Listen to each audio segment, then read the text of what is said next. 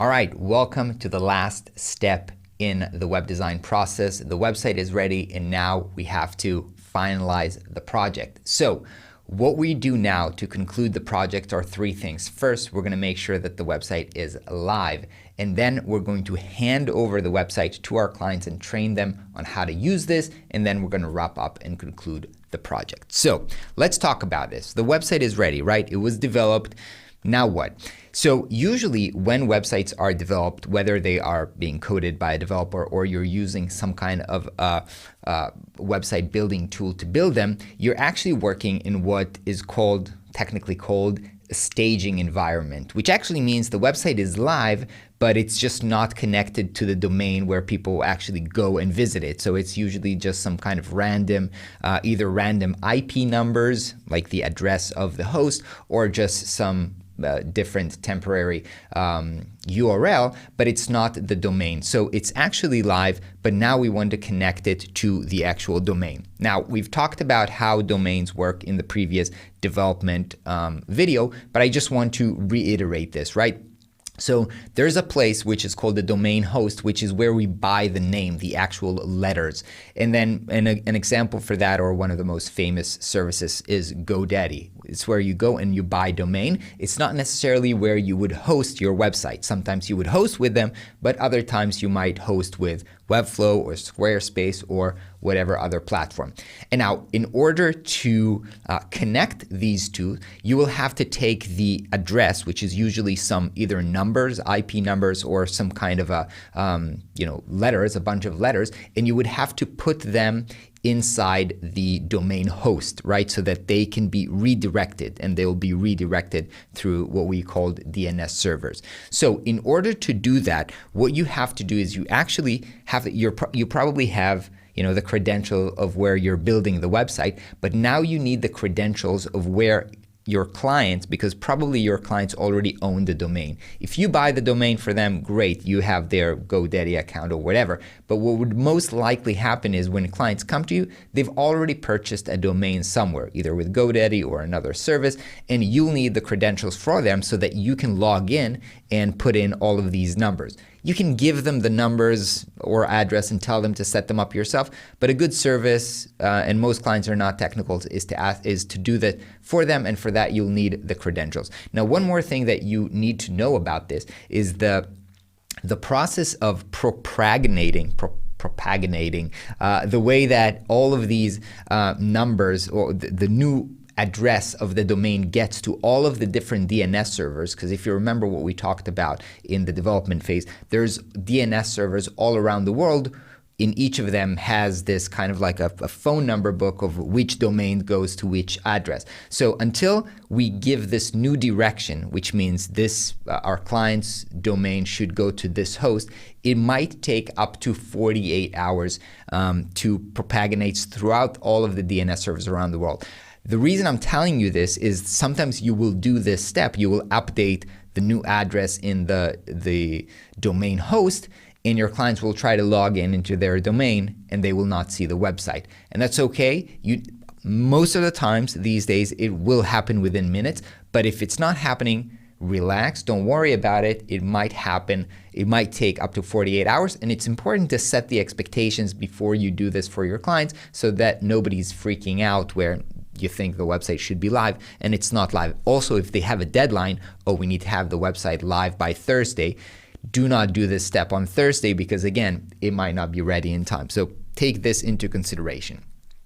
Now that's done, now the website is actually live. It's been 48 hours, the website is live, everybody can see it, everybody is so excited. So first of all, congrats, you've just finished a whole web design process from start to finish. And this is very exciting, not only for you. You have to keep in mind, this is very excited for the client as well. They've paid a lot of money. They've been involved in a big process. It probably took you a lot of time to work on this.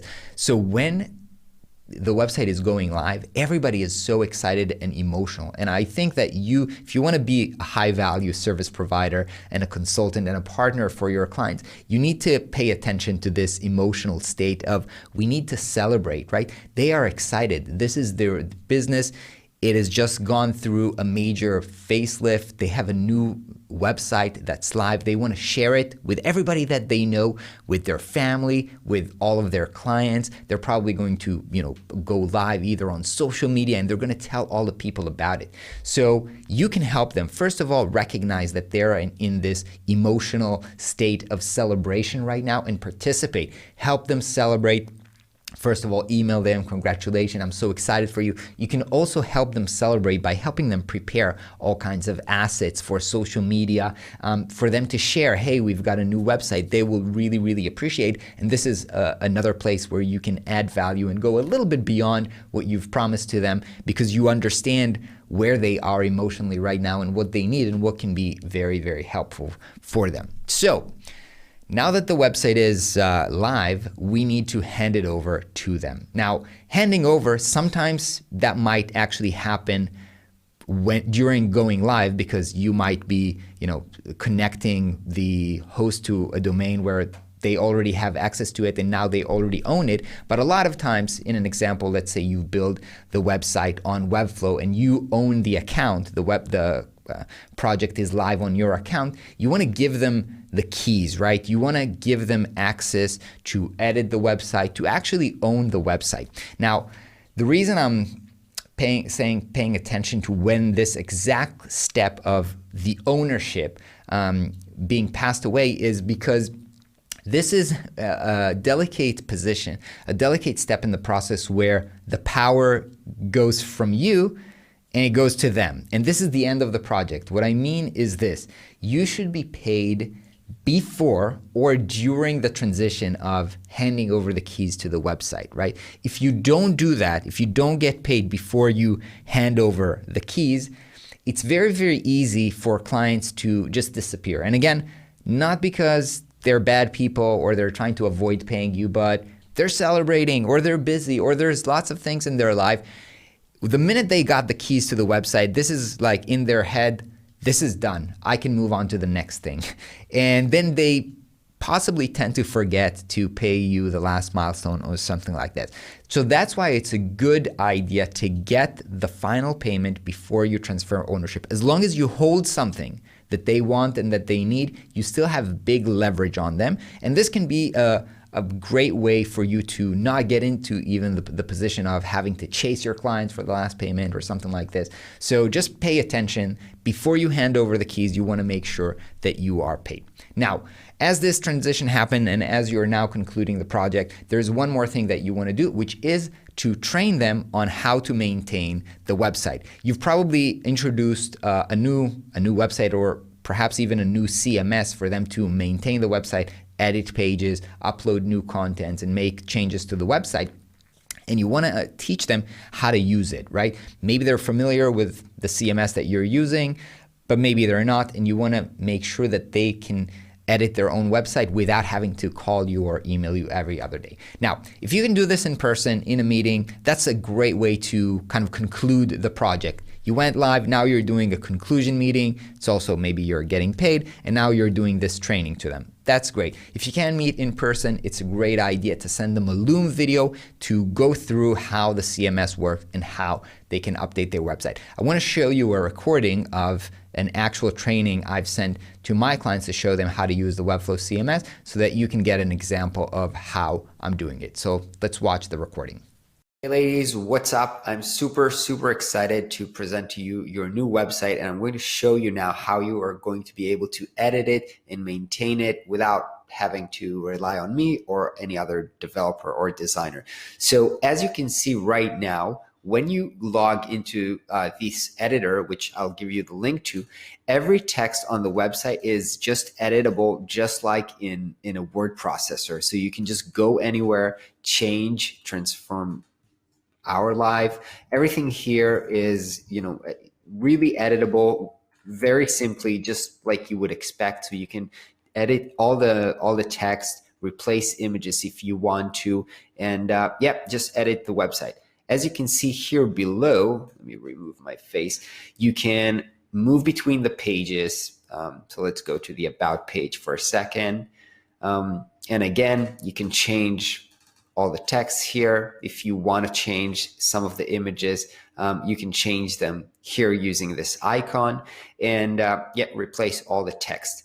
Now, where things get really interesting is where we edit the bios. So as you can see here, there's a link called bios, and here you have this temporary bios that I created. Obviously, it's not real data, and you can create new bios here. And so let me show you how that works. When you click that, you have the name of the girl, and this is actually the link to her bio. So make sure this is meaningful. So this is Adi, for example.